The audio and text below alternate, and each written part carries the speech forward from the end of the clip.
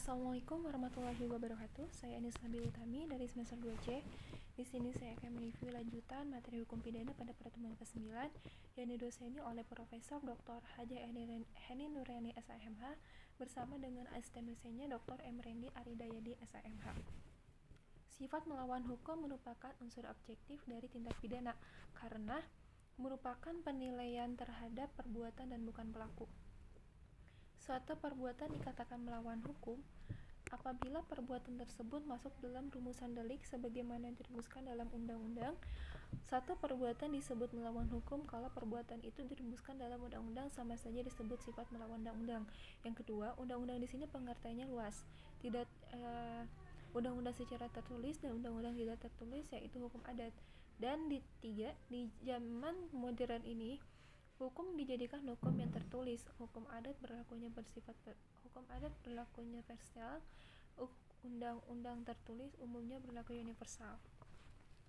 Perbuatan yang memenuhi rumusan undang-undang tersebut tidak selalu bersifat melawan hukum, sebab mungkin ada yang dapat menghilangkan sifat melawan hukum tersebut. Contoh kasus pada negeri Belanda dalam Arendschoot 20 Februari 1933 di Kota Husein mengenai dokter hewan. Kasus posisi dokter hewan pada peradilan tingkat akhir atau dibebaskan dengan beberapa pertimbangan majelis hakim ada 3 hal. Yang pertama, negara tidak dirugikan, dokter hewan tersebut tidak dapat meminta anggaran atau dana kepada pemerintah. Yang kedua, kepentingan umum terlayani lebih mementingkan manusia dibanding hewan pada masa itu. Yang ketiga, yang bersangkutan adalah dokter hewan dan dia tidak dapat keuntungan. Sifat melawan hukum terdiri dari melawan hukum formil. Perbuatan itu disebut melawan hukum apabila dirumuskan sebagai tindak pidana dalam undang-undang dan diberikan sanksi. Sifat melawan hukum dapat dihapus apabila di atas berdasarkan undang-undang. Jadi melawan hukum sama dengan bertentangan dengan undang-undang tertulis. Melawan hukum materi bukan hanya berdasarkan undang-undang tertulis saja, tetapi juga berdasarkan undang-undang yang tidak tertulis. Sifat melawan hukum dapat dihapus berdasarkan undang-undang atau aturan berdasarkan hukum tidak tertulis.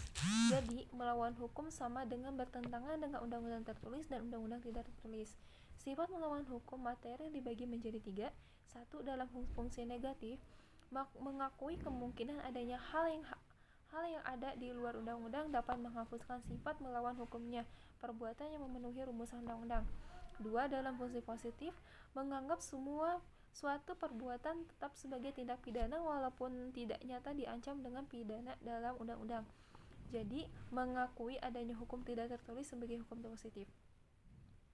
3. Sistem pidana Indonesia menganut ajaran melawan hukum material yang negatif, contohnya Arendschoot Law. Kesimpulan, bahwa sifat melawan hukum dapat dihapus dengan adanya alasan pembenar. Menurut sifat melawan hukum material, alasan pembenar dapat diambil dari hukum tidak tertulis. Menurut sifat melawan hukum formil, alasan pembenar dapat diambil dari hukum tertulis.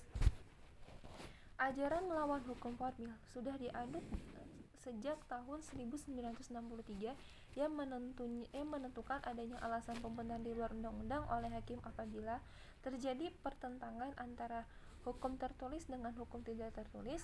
Hukum tidak tertulis tersebut harus berpandangan adil dan benar oleh masyarakat umum. Rasa keadilan itu harus bersifat umum.